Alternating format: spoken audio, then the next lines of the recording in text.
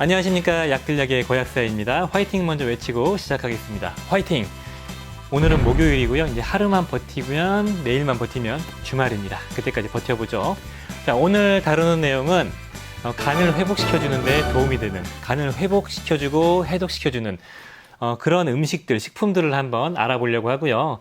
제가 몇 달 전에 간을 망가뜨리는 식품들을 한번 알아봤거든요. 그거에 이제 반대되는 내용이라고 보면 되겠네요. 간에 하는 역할은 되게 중요하죠. 간은 일반적으로 해독을 하고, 여과를 하고, 여러 가지 대사를 하고, 콜레스테롤을 합성하고, 비타민 같은 걸 저장을 하고, 여러 가지 작용을 많이 하죠. 400가지의 작용을 한다고 하죠. 우리 몸의 항상성을 유지하고. 중요한데, 그 중에서 가장 중요한 역할은 해독하고 안 좋은 걸 배설시켜주는 그런 역할이 간의 핵심 역할이다, 이렇게 말씀드리고 싶고, 우리가 이제 안 좋은 걸 먹고 대사해가지고 우리 몸에서 배설시켜줄 때 간이 잘 배설될 수 있도록 지용성 물질을 수용성으로 바꿔서 변환을 시켜서 소변으로 배출시켜주거나 아니 직접 담즙으로 배설시켜주는 그런 역할을 하는 거죠. 그래서 뭔가를 결합시켜가지고 독성을 낮추고 배설시켜주는 게 간의 역할입니다. 간은 보통 일상대사와 이상대사를 통해서 메칠기를 붙이거나 황산염을 붙이거나 글루타치온을 직접 붙여가지고 약을 먹었을 때 그런 약들을 배설시켜 줄 수 있게 해독을 해주는 그런 역할을 합니다. 간이 되게 왜 중요하냐면은 간을 계속 강조를 하죠. 그 이유는 장에서 들어온 어떤 물질을 간에서 한번 걸러주거든요. 간에서 한번 걸러주는데, 간이 제 기능을 못하면 그 독성을 띠는 그 외부 물질, 이물질이, 그 독소가 우리 몸을 떠돌아다니면서 경미한 알러지부터 만성적인 염증과 자가 면역 질환을 유발할 수 있기 때문입니다. 그렇기 때문에 간 기능이 되게 중요해진 거죠. 그래서 기능학 하시는 분들은 보통 장과 간 이 두 가지를 같이 교정을 하려고 항상 노력을 하고 있습니다. 간이 작동을 못하면 우리 몸은 만성적인 염증이 와서 어떤 질병이 생기고 자가 면역 질환 같은 게 생길 수 있는 가능성이 높아지거든요. 간이 그래서 중요한 거고, 간이 보통 간 수치가 높다 이런 거는 간이 어떤 원인, 외부 원인이든 내인성 원인이든 나이 때문이든 아니면은 항산화를 할 수 있는 그런 물질이 부족하든 그런 이유로 간이 제 기능을 못하고 간이 손상되는 그런 것들을 나타내는 게 간 수치잖아요. 그래서 이런 간 수치가 높아진다는 게 간이 안 좋아졌다는 지표고, 물론 약으로 치료해야 되지만 만성적인 간 수치가 높아진 분들이나 간이 좀 걱정되지만 약을 먹을 단계가 아니신 분들, 혹은 약과 함께 병용할 수 있는 그런 음식들을 한번 알아봐야 되는 거죠. 간이 안 좋으신 분들은 그 원인을 찾고 보통 스트레스와 먹는 식습관, 어떤 생활의 패턴, 운동 부족, 체중 관리 못한 거, 그다음에 음주 이런 것 때문에 많이 발생을 하는데, 가장 쉽고 가장 빠르게 개선시킬 수 있는 게 이제 식습관을 교정하는 겁니다. 식습관은 잘 아시겠지만 이제 당연히 몰아먹는 거 되게 안 좋죠. 그리고 불규칙적으로 먹는 것도 안 좋고, 그리고 너무 한쪽으로 치우쳐진 것도 안 좋지만, 제가 지난 영상에서 특별히 안 좋은 간을 해치는 그런 음식들을 말씀을 드렸는데, 패스트푸드, 빵, 단백질 보충제, 가공육, 그다음에 고염식이 이런 것들이 있었고요. 패스트푸드와 빵은 일단은 당 수치가 높고 탄수화물이 많이 들어가 있고 첨가제나 트랜스 지방이 들어가 있을 수도 있고요. 그리고 단백질 보충제는 아미노산이 많이 들어있기 때문에 간 대사를 거치거든요. 간에 부담이 되죠. 그리고 가공육 같은 경우에도 방부제나 그런 것들이 많이 들어가 있고, 소금이 많이 들어가 있는 것들은 혈관에 되게 안 좋은 영향을 미치기 때문에 신장과 간에 되게 악영향을 끼칠 수 있고, 탄산음료도 당이 많이 들어가 있고, 과일 많이 먹는 것도 마찬가지고, 여러 가지 첨가제들도 간에 악영향을 미친다고 말씀드렸습니다. 이런 것들을 피하셔라. 특히 이제 그 당이 많이 들어간 것들, 그리고 탄수화물 많이 먹는 거, 그 다음에 패스트푸드 이런 걸 꼭 피하셨으면 좋겠네요. 술은 당연하기 때문에 따로 말씀 안 드리는 겁니다. 술도 당연히 끊으셔야 되는 거고, 이제 우리 간을 회복시킬 수 있는 것들을 한번 알아보면 크게 보면 3가지 범주가 있습니다.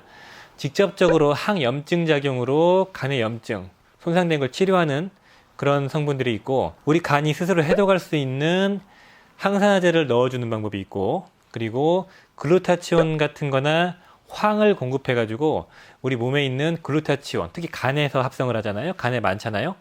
그 글루타치온의 합성을 촉진시켜주는 그 3가지 범주입니다. 첫 번째는 직접적으로 염증을 완화시켜주는 것들이죠.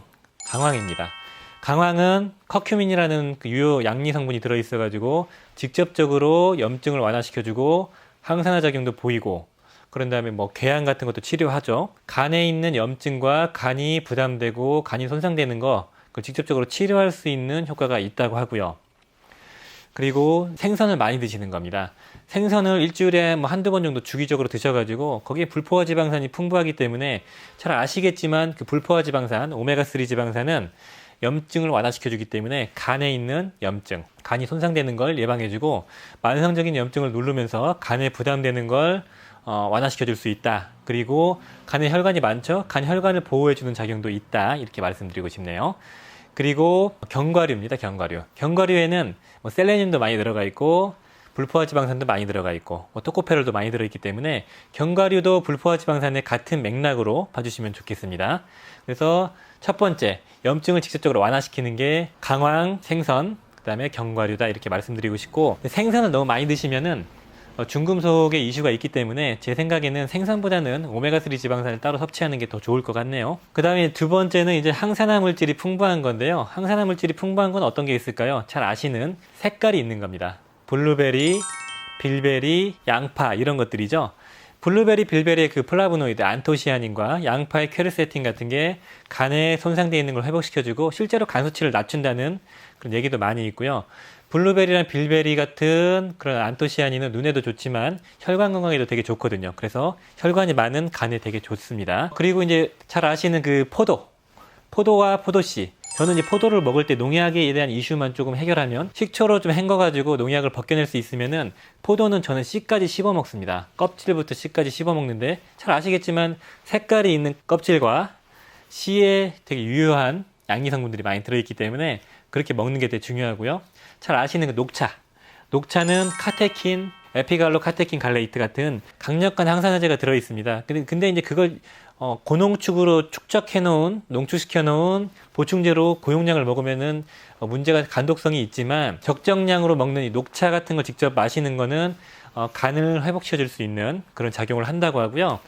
보충제도 적정량 한 200에서 400ml 정도만 먹었을 때는 간을 오히려 좀 회복시켜줄 수 있는 그런 작용을 보여줍니다. 그래서 녹차도 되게 좋고요. 그 다음에 토마토입니다. 토마토는 라이코펜이 많이 들어있어가지고 간을 해독시켜주고 간 기능을 개선시켜줄 수 있다고 합니다. 이제 마지막으로 세 번째 그룹은 황이나 글루타치온을 공급해주는 거거든요. 황을 공급해주면 어떤 이점이 있을까요? 황은 일단은 그 자체가 해독작용이 있고요. 그 자체가 염증을 완화시켜주는 작용도 있고 그게 이제 황이 들어가면 황아미노산, 시스테인이나 메치오닌 같은 게 합성이 되고 그리고 글루타치온 합성이 촉진됩니다. 그래서 간을 해독해주는 작용을 보여줄 수 있거든요. 가장 중요한 거죠. 그래서 이제 황을 공급해주면 되게 도움이 되는데 황이 많이 들어가 있는 거는 대표적인 게 마늘, 생강입니다. 마늘과 생강은 복용을 하면 간 수치가 내려간다는 건 많은 데이터들이 있고요. 냄새를 맡았을 때 특유의 그 쇠한 냄새가 황 냄새거든요. 그러니까 마늘과 생강을 잘 버무린 음식을 먹는다. 그리고 황과 글루타치온이 좀 풍부한 거거든요. 뭐 십자화, 배축과 식물 해가지고 뭐 시금치, 양배추, 배추 이런 것들이 있고 아스파라거스 같은 경우도 글루타치온과 황이 풍부하다고 합니다. 이런 류 그리고 브로콜리 같은 거 이런 것들이 그 파랗고 초록색 완전 녹색을 띠고 있는 이런 것들에 황이 좀 많이 들어있다고 하더라고요. 그런 것들을 좀 드시면은 황을 공급해주고 거기 자체에 글루타치온이 풍부하기 때문에 직접적으로 도움이 될 수 있다고 합니다. 근데 이런 배추, 양배추, 시금치, 아스파라거스 이런 것들은 많이 드시면 조금 좀 불편한 점이 그 옥살산이 많이 들어있어가지고 옥살산은 그 칼슘과 붙어가지고 그 결석을 만드는 거거든요. 그래서 신결석이나 뭐 담석이 있는 분들은 좀 주의가 필요하다 이렇게 말씀을 드리고 싶네요. 그리고 이제 네 번째 그 외에 흰 쌀밥 대신에 현미나 잡곡을 드셔라 이렇게 말씀을 드리고 싶네요. GI 수치가 쌀밥이 되게 높죠. 잡곡은 낮죠. 당 수치가 높아지면 지방간이나 간에 손상이 된다고 말씀드렸습니다. 그렇기 때문에 흰 쌀밥 대신에 잡곡밥을 드셨으면 좋겠습니다. 오늘 영상은 간을 회복시켜주고 해독시켜줄 수 있는 식품들을 말씀드렸습니다. 빠르게 요약하자면 간 손상을 직접적으로 눌러주는 항염작용이 있는 식품, 그리고 두 번째 그룹은 항산화 물질이 많은 식품, 세 번째는 황과 글루타치온이 많은 식품, 네 번째는 현미나 잡곡이었습니다. 그 외에 뭐 스피루리나 같은 엽록소도 간 해독에 되게 좋다고 하는데 그거 식품이라고 좀 보기 애매해가지고 따로 다뤄보진 않았고요. 자, 오늘 영상은 간을 해독시키고 간을 회복시키는 데 도움이 되는 식품들을 한번 알아봤습니다. 도움이 되셨으면 좋아요, 구독 부탁드리겠습니다. 빠이염.